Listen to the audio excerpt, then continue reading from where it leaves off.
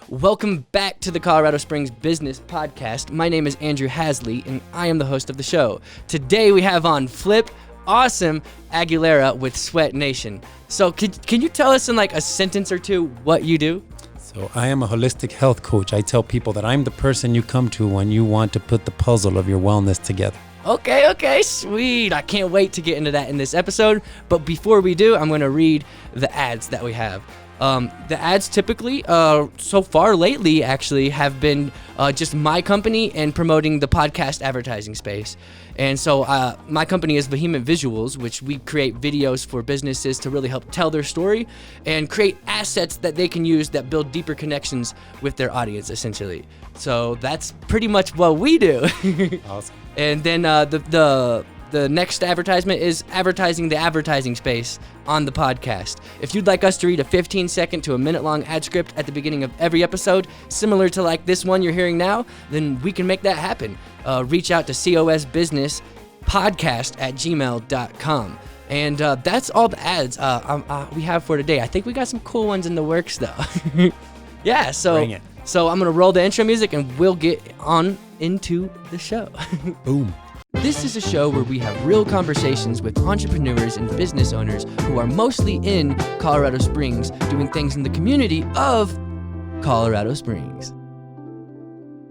Yeah. So SweatNation, well, why'd you get started with that? So SweatNation is a company I started in 2010. So this is my 10-year anniversary. Woo! So I did start in Miami, Florida, Okay. which is where I was born. Nice, okay. And, before that, my life was completely the opposite of what it is now. So just to give you a little Really? background, in my 20s, I worked for a liquor distributor, was my 9 to 5. Mm-hmm. So I was around alcohol and good times all Yes. day.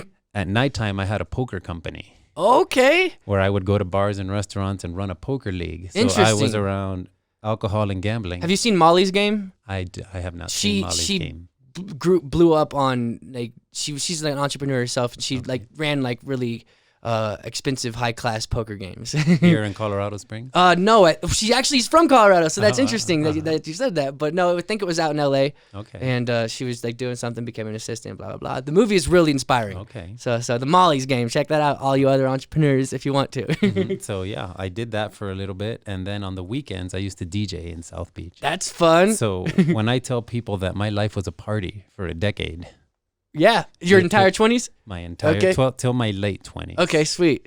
And then I ended up getting divorced in my late 20s, and that was the catalyst that changed Mhm. everything that I am today, which is making me the person that is sitting in front of you For here sure. today. And like it really made you analyze your life and your decisions. Would you say that?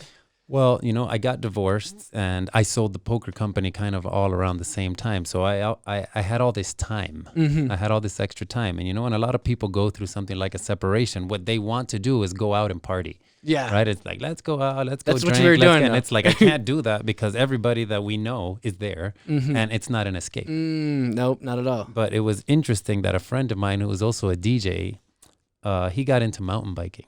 Okay. And I know I lived in Florida, mountain biking in Florida. There's no mountains. How do you do it? Just believe me, if you fall on limestone, it sucks just as much as falling on a boulder. For sure. Because limestone is very sharp. Yes.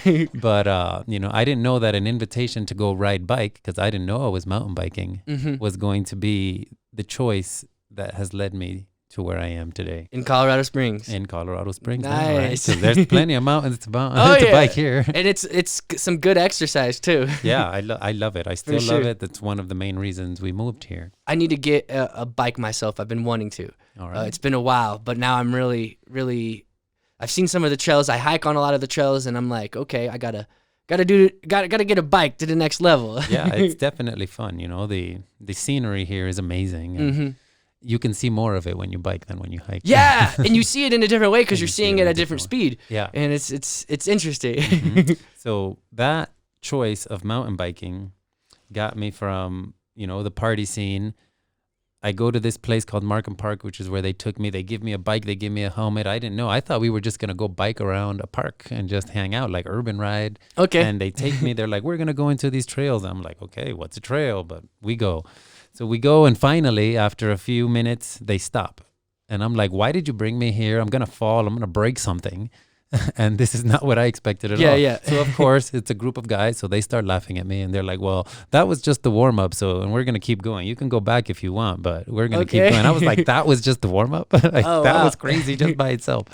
But I kept going. Long story short, the end of the day comes around. They keep laughing at me because why not? You know, I'm here complaining about, why did you bring me here? But on the way home that day, I was like, I can't let these guys do this to me. For sure. I can't let these guys get one up on me. They like challenged that. you, essentially. So I started going back every day.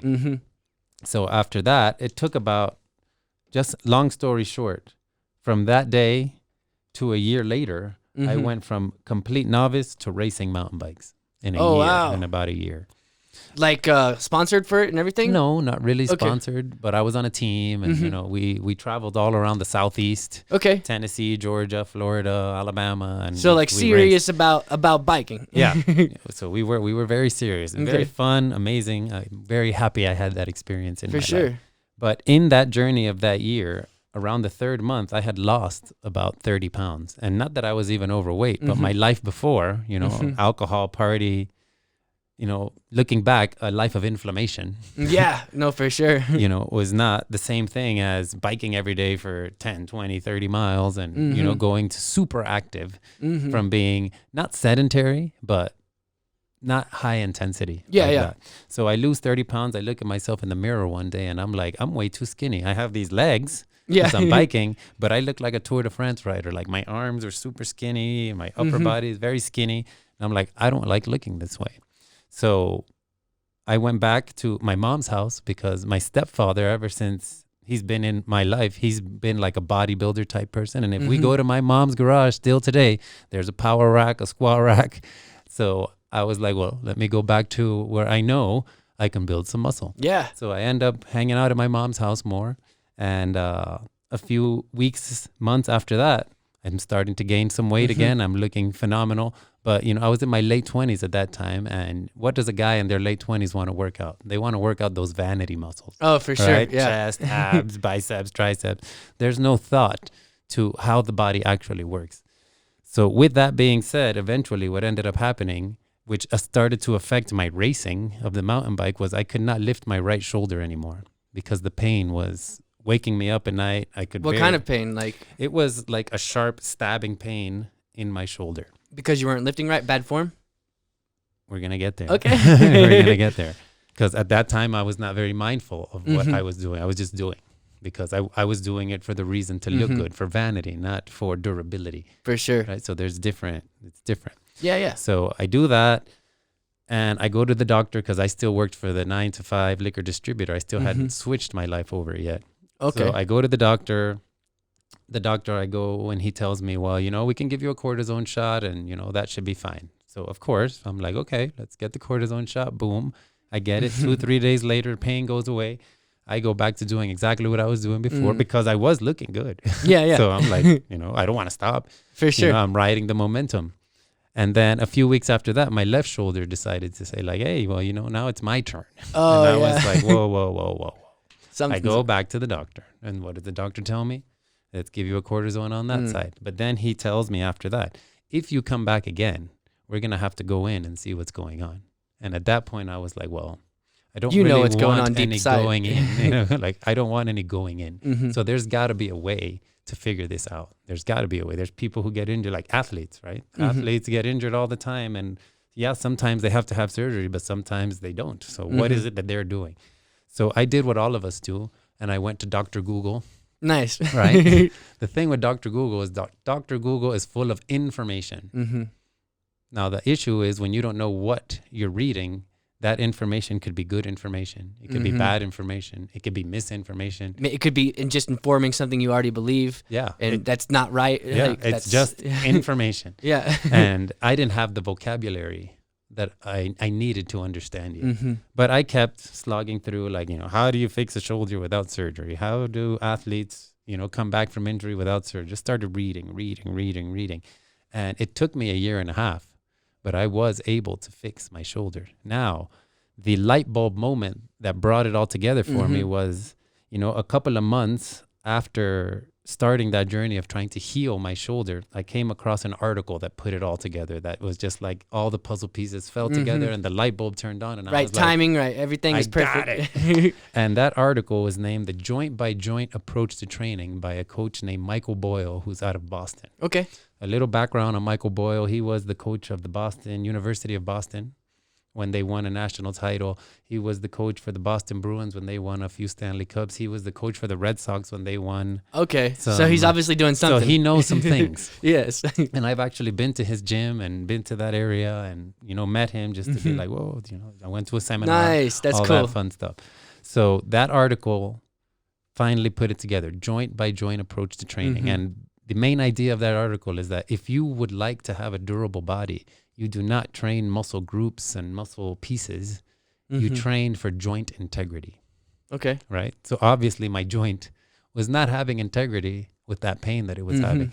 So what I figured out after that was, because I was working those vanity muscles so much, I was working too much of my front muscles, not enough of my back muscles. And couldn't really support it. But we're creatures of adaptation, right? So what ended up happening, because I was only working the front, is the front got really tight. The back was not strong enough to pull back to keep me centered. So my AC joint got out of place, and eventually my clavicle, every time I lift up, it was so out of place that it pushes down. Yeah. Because there was no space for it to go anywhere else. So once I figured that out, I was like, okay, so I know that I can't bench press, I can't overhead press for now. So I just did a lot of stretching of the front, did a lot of strengthening of the back until eventually, again, it took me 1.5 years, but I was able to move my shoulders, no pain. And nice. I was like, this is amazing. Yeah. So then at that point, the light bulb turned on again. And I was like, well, now I need to learn about every single joint, because I know so many people in the world that have knee pain and hip pain and shoulder pain and back pain. And it's like, if I can figure these things out, I can provide value to people. And that's when I decided to switch to becoming a personal trainer and begin SweatNation.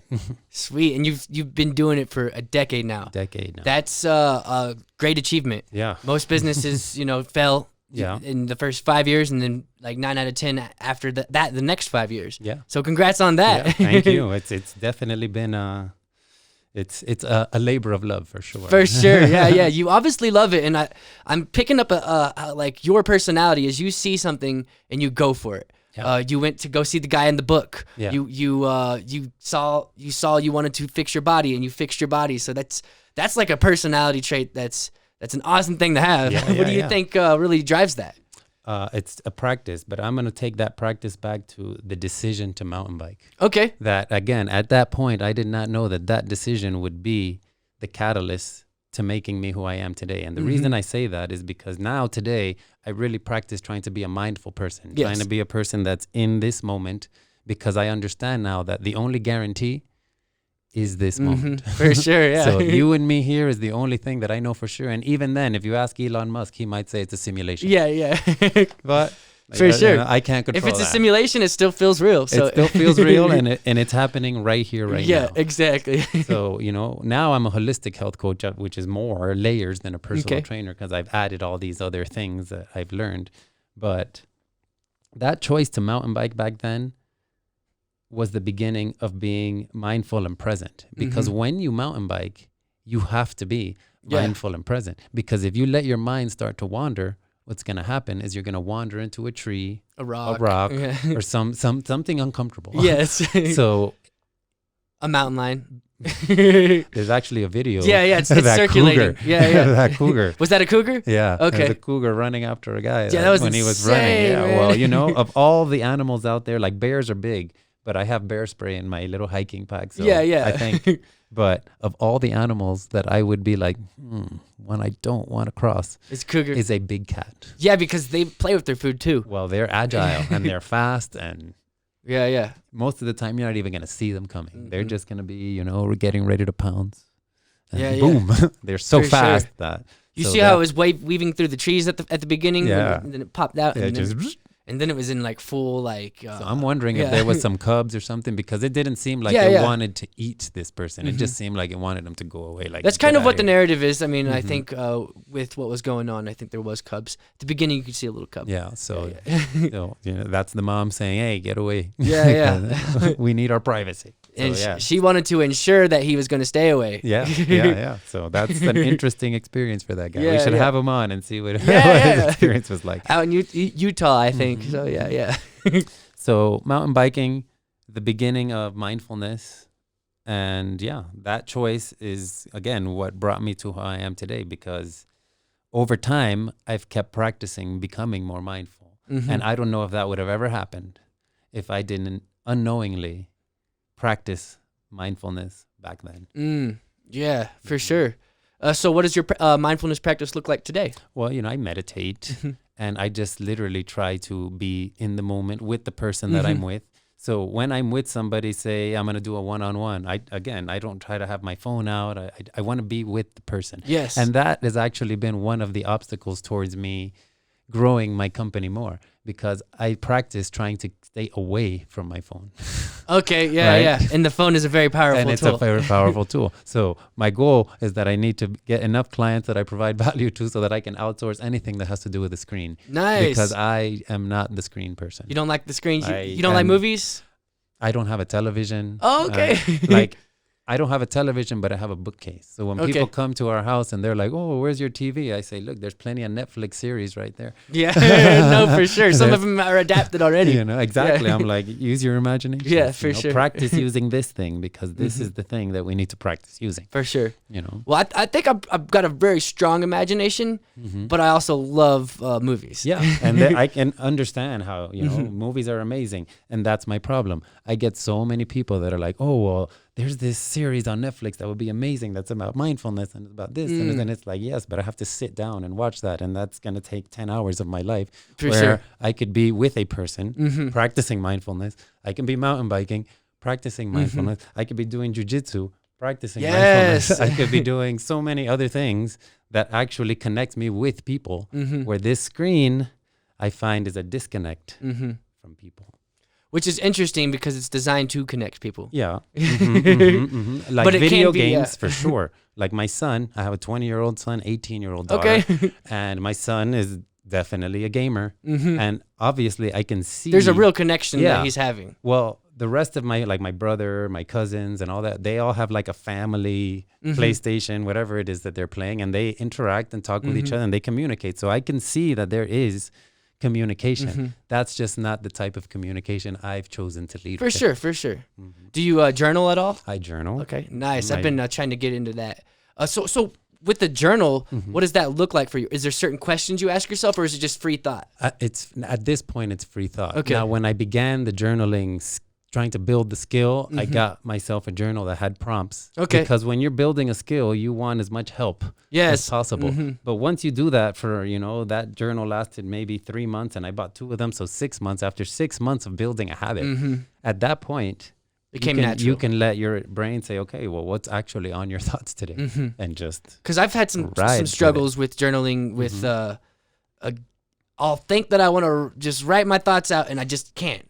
It's like, what's going on here? Why can I only put out a sentence? And I guess meditation helps with that too. Well, the thing is, it's a practice. Yeah, right? It is. It's a practice. And the more you practice it and you start to realize, ask yourself, why is this block happening? And start writing. Yeah, right. Why? Why is this block happening? And the more you do that, the more you practice overcoming the blocks until it becomes more of a flow. Yeah. So Jujitsu, that's cool that you do that as well. I think I seen on your website you also teach that as well. I am teaching it here in Colorado Springs. Okay, cool. And I've been wanting to test it. That's a new thing. That's a new thing completely that the universe has just said, here, try this. Yeah. Because I did not expect it at all. But the way that came about is that in Miami, I would go to this school called the Valente Brothers. Okay. And I don't know how many people out there know the history of Jujitsu, but Jujitsu comes from Japan, and it was the art of the samurai. And what ended up happening is that during the beginning of the 20th century, early 1900s, the samurai culture and that culture that came with it was becoming out of favor in Japan, right? They were shunning all of that. We don't want nothing to do with that anymore. We want to become more modern, more all this stuff. Baseball. Just kidding. Which they are pretty good at, the Japanese. Yeah, for sure. I know that was a big thing. I just want to throw that out there.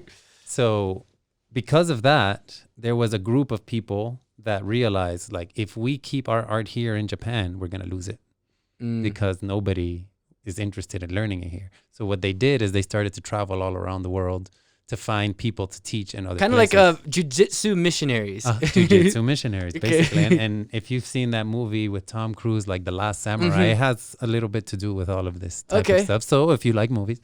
I do, yes. My There's brother a movie. watched that movie on repeat when I was in middle school. You see? Yeah, And yeah. It's again, it has a lot of the little foundational pieces of this story that I'm telling. And what ended up happening is a few guys from Japan ended up in Brazil. Okay. And now Brazilian if you think Jiu-Jitsu, you yeah. think of Brazilian Jiu-Jitsu, you think of the Gracies, you think of all that. And what ended up happening is that those guys, those Japanese guys, ended up teaching the brothers Carlos and Elio Gracie. Okay. More Carlos first, because Elio was supposedly a sickly person growing up. He was not very strong. He was kind of just, he was sickly. And he would watch his brother teach the classes. He would just watch and watch and watch for who knows how many months. And Just then downloading. Yeah, just observing. And one day his brother's like, oh, I can't teach today because I have this other thing I'm doing. And Elio said, well, let me teach. And he taught. And from that day, all the students said, we want Elio to teach us. Oh, wow. And Elio's the guy that was just watching? He was the guy who was just watching first, the sickly one.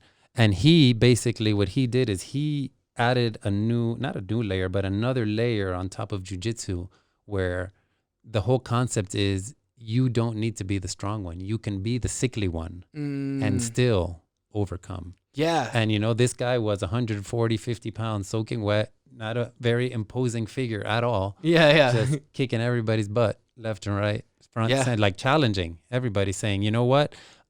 I don't want to talk about if your martial art is better than mine.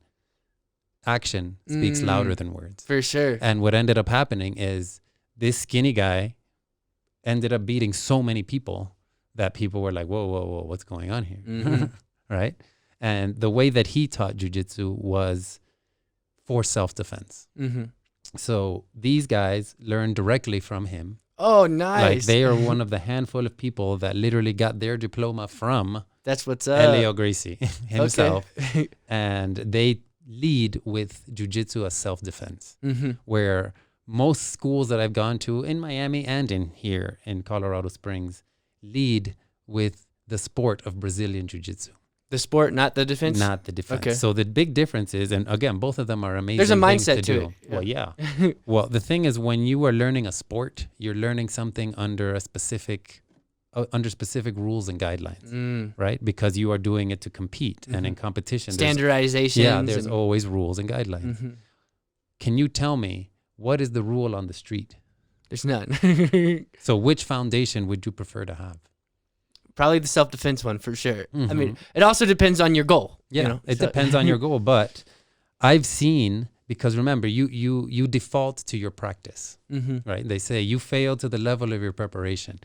I've seen videos on YouTube of like breakdowns of jiu-jitsu fights that happen on the street, where it's people that are doing the sport of jiu-jitsu. And because in the sport of jiu-jitsu, their practice is like you can turn around and give them your back because they're not allowed to hit you in the back of the head. They'll do something like that in the street because that's their practice and get their head bashed in. Oh, dang, yeah, because they have that muscle memory for that. And it's because just that's what they've learned. Where that's these scary. guys will tell you never, ever, ever should you turn your back on anybody because you can't hit anybody from, you can't grab, you can't do anything from behind. There's no hacking. There's no nothing. Yeah. So as I've explored a few jiu-jitsu schools here in Colorado Springs, most of them are leading with the sport of jiu-jitsu, which I do not care to have as my foundation.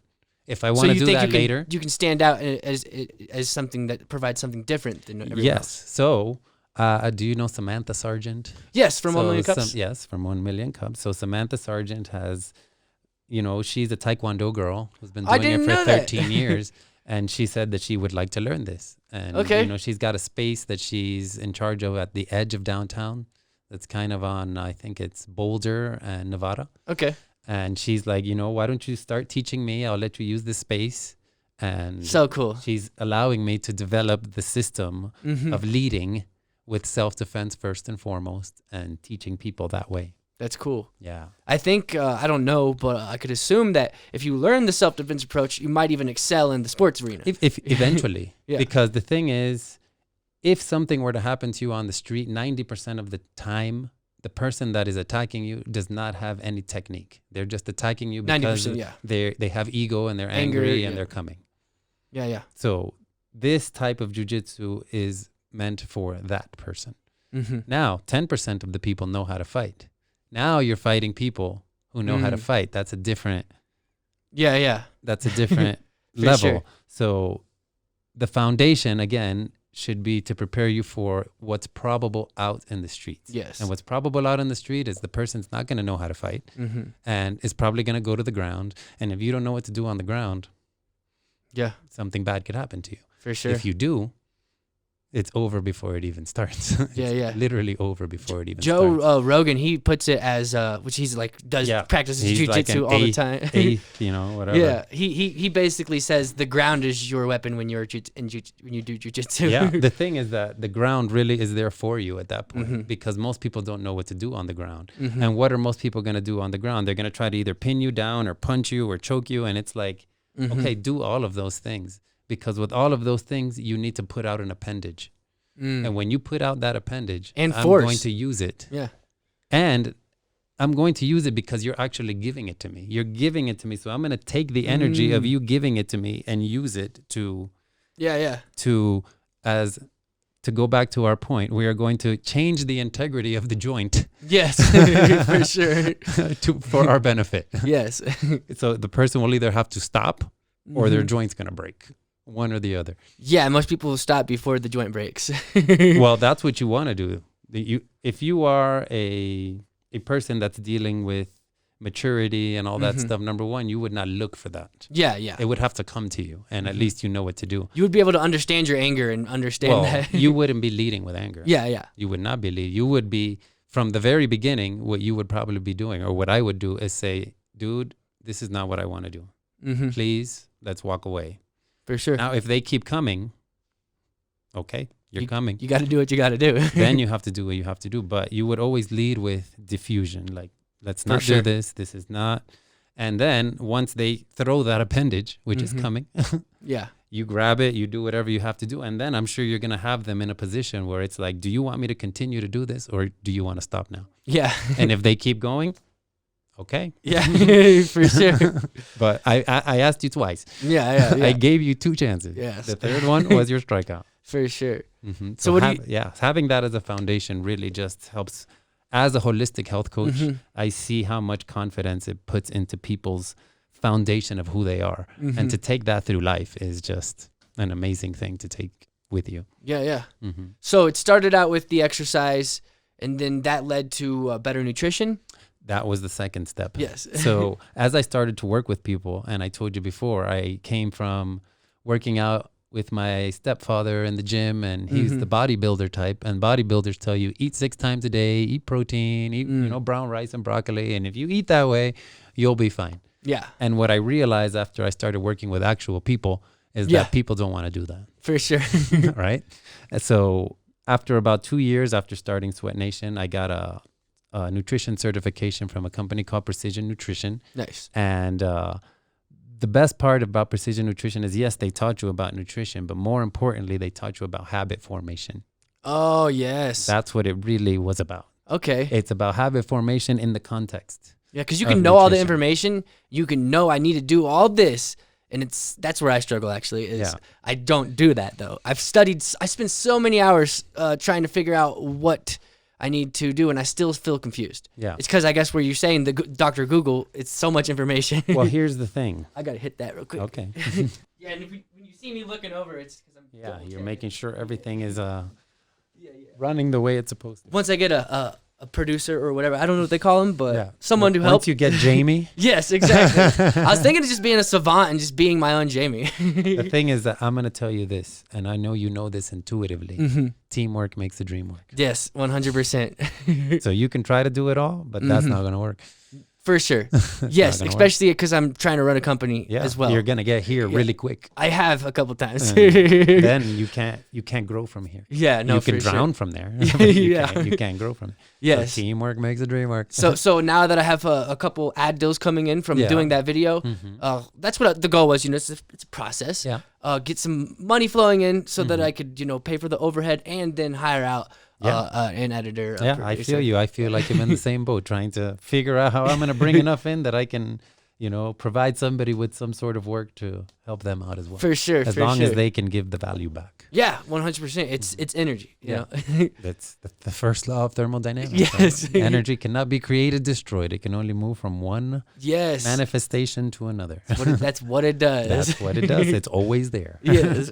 So to go back to your nutrition, precision nutrition, habit formation, and you were saying that you were confused, and I hear that a lot from people.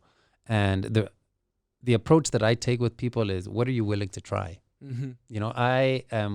I used to be, and when I first got into this, very about, well, it's calories in and calories out, and that's all that matters. And as I've learned, I've realized there's many ways up the mountain.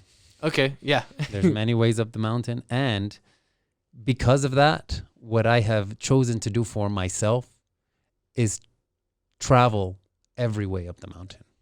So myself, I've done paleo, I've done vegan, I've done vegetarian, I've done keto, I've done GAPS diet, I've done autoimmune protocol, I've done that's good. Whatever is out there.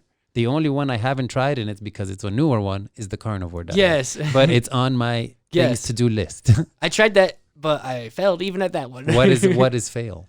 A few days in. But a few days in is not long enough. No. But you did try something for a few days. Yeah, so true that. It's something. You did experiment with something. So when I do something and when I work with clients, I always give an end date. It's like, okay, we're going to do this, and here's the end date. Okay. So because a lot of people, when they get into something, it's like, oh, well, I'm going to get on this diet. But that's it. It's just vague. I'm going to get on this diet. What does that mean?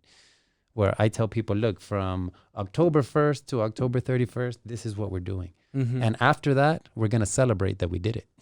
And you're going to eat whatever you want, be happy that you actually accomplished something. For sure. But in the meantime, we're going to run a science experiment. And that's the way I like to explain it to people, that this is a science experiment. We don't know how it's going to come out until we do it. Right? And that automatically opens up your curiosity. And that automatically makes it think like, oh, this is not just something I have to do indefinitely. It's okay, from here to here, I'm doing this. And these are the guidelines. These are the sportive jiu-jitsu guidelines for the nutrition that we're talking about. One thing I haven't tried is an accountability person, a coach, kind of what you do. Yeah. And that's one thing that I haven't tried, and I think it could be beneficial. I know that people can do it without a coach. Yeah. But it takes building the habit. For sure, yeah. And sometimes to build a habit, you need help. It's hard to just rip a Band-Aid off and be like, that's it, I'm going to do. Yeah. How many people do you know like that? Well, not many, and it's very rare, I guess, the people that can do that. Like David Goggins, he's a beast. Jocko Willink. But those guys have developed that habit now over a long period of time. So I have an example of a client that I used to work with. It's another client that was out of Boston. Okay. And she would come to Florida for the winters because, Boston winters are cold. And just a little background on her. Her and her husband were part owners of the Florida Panthers hockey team. Okay. So money is not really an issue. For sure. So think about this person where money is not an issue, but she still had an autoimmune issue going on where she had eczema, which is like skin condition, kind of itchy, red, flaky skin. Yeah. And she lives in Boston, which is a medical mecca. So medical mecca, tons of money. Why can't I get this thing figured out? Yeah, for sure. And she did. She went to Boston. She got potions and creams and lotions and pills, and it kind of would do some stuff, but it kind of never went away. It was always underlying. And when I was doing my nutrition certification, I was like, look, I'm reading about this protocol. I don't know if it's going to work for you, but what we can do, let's pick a 30-day block and we'll do it together. Because I've never done it, so I want to try it. Nice. I want to see what happens.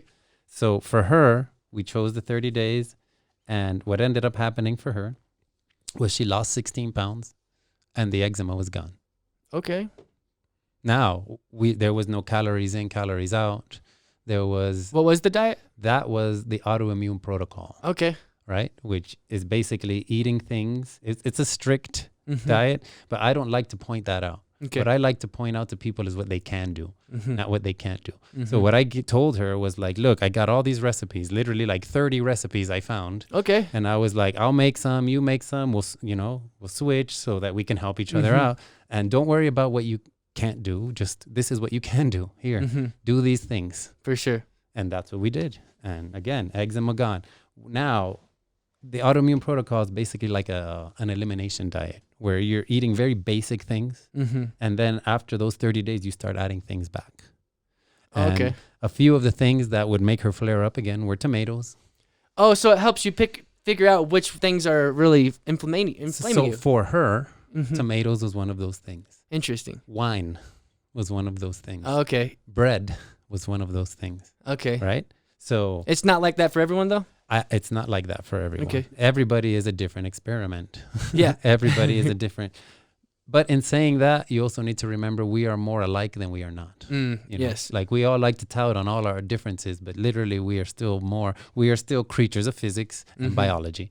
And Yeah. that doesn't really change. So the doses in those things may change from individual to individual, but the ingredients still kind of are the ingredients, you know. For sure. So, but she learned, okay, if I eat tomatoes, if I eat pasta, I know that I'm going to have something happen. So I would tell her, now that you know that, if you're going to eat those things, make sure that you're not going to give yourself something else that is going to cause your immune system to overwork until it's done with that. Additive. And effects. no compound. Don't let it compound. If Yeah. you know you want a glass of wine, whatever you want to go out with your girlfriends, have it, but know to give your body the time to figure it out before you hammer it with something else again. Yes. And that's the world we live in. We live in a world where people are just hammering themselves with things that their bodies are telling them, I don't want this, which is how you end up in a state of dis-ease, which if you think about this country, we live in a country where more people are overweight and sick than starving. Yeah. Right? So we are not. Which is, if you think about it, just as bad, if not worse.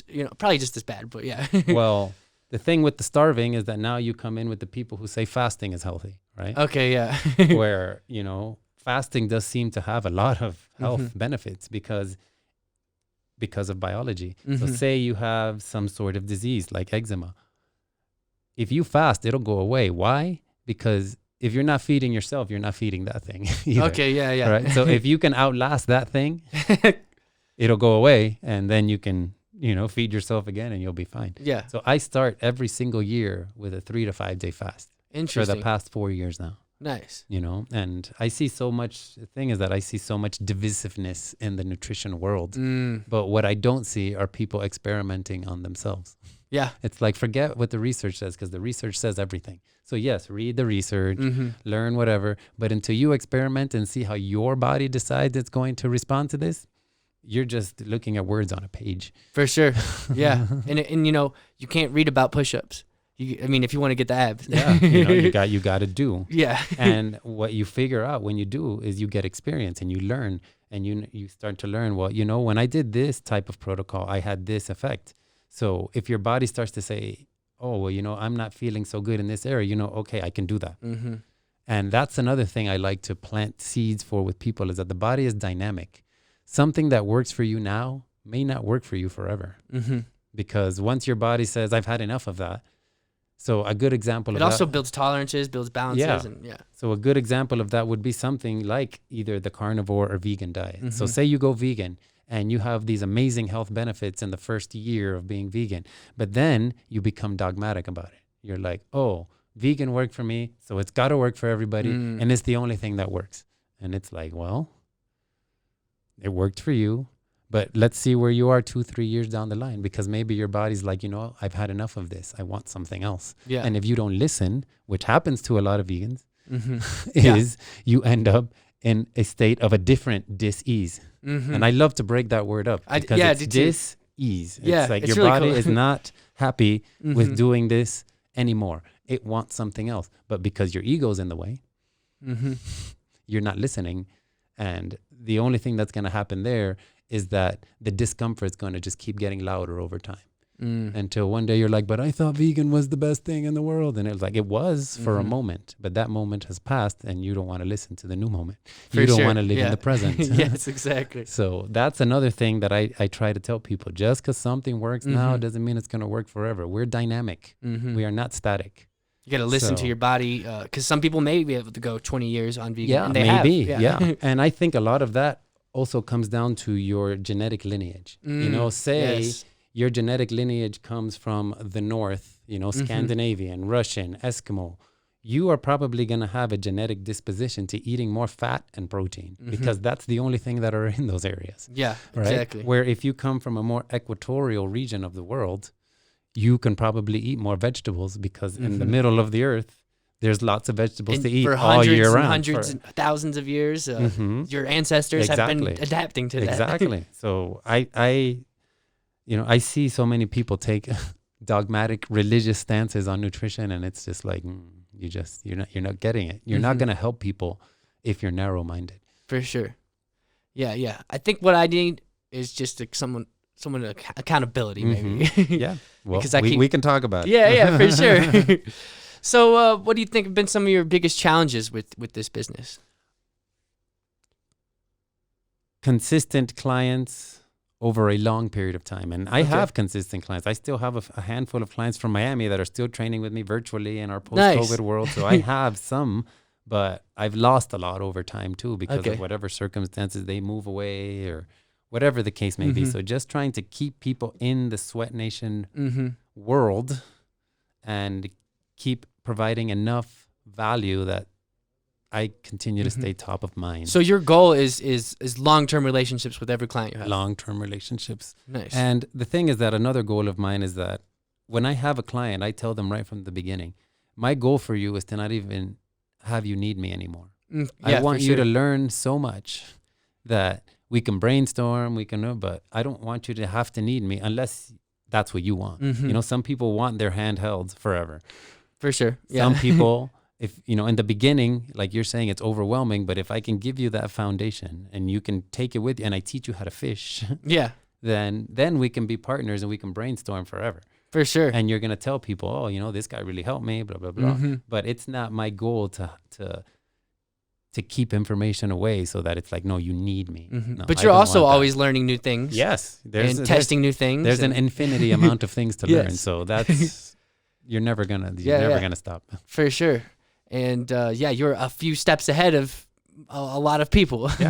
Well, I've been experimenting. So I have the knowledge and I have the openness to realize just because it worked this way for me doesn't mean it's going to work this way for you, but at least we can try it. So that's what I'm always telling. Everything is an experiment. Everything is a science project. Yes. To see how your body responds, because I know how mine responded when I did it, but how's yours going to respond? For sure. The only way we're going to find out is to take action. Yes. And then we'll see. We can, get your journal, write things out. How are you feeling? How is this? How is that? Are you losing weight? Are you feeling the way you want to feel?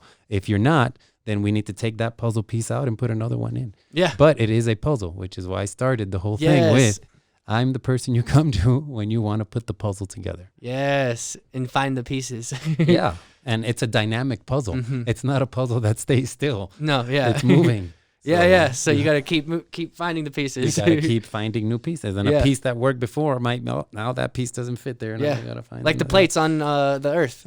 They constantly are shifting and changing and So, that's cool. Over time as well. So it's like, that's a good metaphor. Well, in you saying that, it makes me think of a conversation I had the other day where we were talking about the concept of stillness, right? When you get into meditation, when you get into all these things, there's this concept of being still. And I understand what they kind of mean by that. But from my perspective, there is no such thing as actual stillness because we can sit here and meditate in this room for an hour. But when we move out of this room, the whole world around us moved. So therefore we moved. Yeah, and like what's cool is like the sun's not even still. It's moving at thousands of miles an hour through the galaxy. That was the first time. Usually the guests are the ones that hit the microphones. But you're right. So there's that. There's the earth is moving. The sun is moving. The wind is moving. Everything is moving. There's nothing that stays static. But is anywhere. it mental stillness though? Is what they're Yes. referring to? So and that's I get their concept, but then people take that concept and they try to take it too far, and it's like no, that is for that moment of just you being still and observing the moment. Yes. But everything is in constant motion all the time, never stops, never will stop. Yeah. There's no still. Yeah, for sure. But it is peaceful. Yes. Yes. So again, I get what they are trying to say, but I just try to put that little dose of reality into it. Yeah, for sure. You know, because a lot of people, they let their imaginations take them, which is fine. That's a good thing. Use your imagination as much as possible, but also ground yourself in what is reality. Yeah. Speaking of imagination, what is your vision with SweatNation? Do you want it to be like a franchise? Do you want it to affect thousands of people, or just I would like to again build a team. I would like to build a team where I can give some of this knowledge to other people and have them, you know, keep perpetuating that knowledge forward, because I do have a vision. And this is not a vision so much for SweatNation, but my vision for the world is, if we think about the United States post World War II, or not post World War II, during World War II, this whole country stopped everything it was doing to win that war. Stillness. Right? They stopped everything. It's like, if you built cars, no, now you build tanks. If you build everything completely stopped. People recycled so that they can build more. Like, everything mobilized to focus to win this war. Right? So in my vision, I feel that we need that same effort, not from only the United States, but from the whole world. Because the problems that we have set for ourselves are going to take people being the best of themselves. So you want to win the war on health. So I want to win the war on wellness. Because the more well we are, the less we're going to have to worry about anxiety, depression, all the things that hold us back. And we can actually focus on the things that we need to figure out, because if we don't figure it out, there's not going to be a place to be anxious and depressed in. Yeah, for sure. No, exactly. So, you know, we get caught up in all these things, and it's like, okay, all these stories that we're telling ourselves, what are they going to matter when we're not here anymore? For sure. So I want people to be their best selves. And if I can help plant like the seeds for people to be the best selves that they can be, it's going to help create just a better place. Yeah, for everybody. Sure. Nice. So that's my vision for that. That's awesome. So is there anything specific today that you'd like to promote? I know you have a podcast. Well, yeah, there's actually a few things. Okay. So if I can tap on the shoulder of the community, there's an event that I'm trying to put together here in Colorado Springs called Nerd Night. And if you look at my little folder here, I don't know if we can see it. You had one in Miami. There's one in Miami. I did not have one in Miami. But Nerd Night is an event that they do all over the world, in most big cities in the world. Okay. And I'm trying to bring it here to Colorado Springs. Okay. Now, I've been talking to a venue. They've been dragging their feet, so now I need to talk to some more venues. Yes. So I'm trying to find what are some good venues that would like to have maybe 100 to 200 people show up. And it's basically, for all intents and purposes, like TED Talks in a social environment. Oh, okay. So that's basically what I'm trying to create here. Okay, so it's like Million Cups, but with it's like more like TED Talks. More like TED Talks and drinks, because a TED Talk is about 15 minutes, right? Okay, yes, you know, where 1 million cups is a 6-minute presentation. And then 20 minutes And that's more for entrepreneurs. Yes, this is more like you're going to learn something.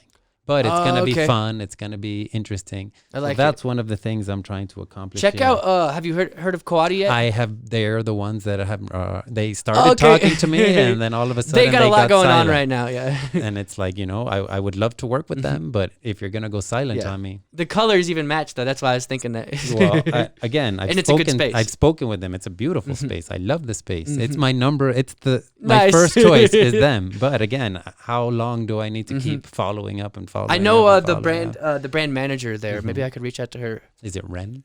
No. Okay. Well, reach out to whoever you can, because again, that is my number one space. But I am looking for other spaces. So if anybody out there knows of any other cool spaces, you know, reach out to us and, you know, let us know, and we'll follow up with those spaces and try to bring a good event that'll bring the community together here in Colorado Springs. I think that'd be an awesome event. Yeah. It's great. I actually asked my wife to marry me at the Nerd Night in Miami. That's awesome. In one of the talks that I did. Yeah. So you have a deeper connection with Nerd Night. Yes. And then the girl who runs Nerd Night in Miami, we were in a mastermind group together, and I saw her build it, you know, in Miami from scratch. And So From just a few people yeah. coming to 10 to Yeah. 20, 30, 40, 50. The night that I asked my wife to marry me, there was probably 200 people there. Oh, wow. And nobody knew. Yeah. So it was just like, Were you going the Million Cups when before COVID? I know. Yeah, because it was over 100 people Yeah. like every Wednesday. But see, but that's more of an entrepreneurial Yeah, it's thing. different, It's but a yeah, different type yeah. of thing. Definitely so that's different. one of the things I'm doing. I'm doing the jujitsu.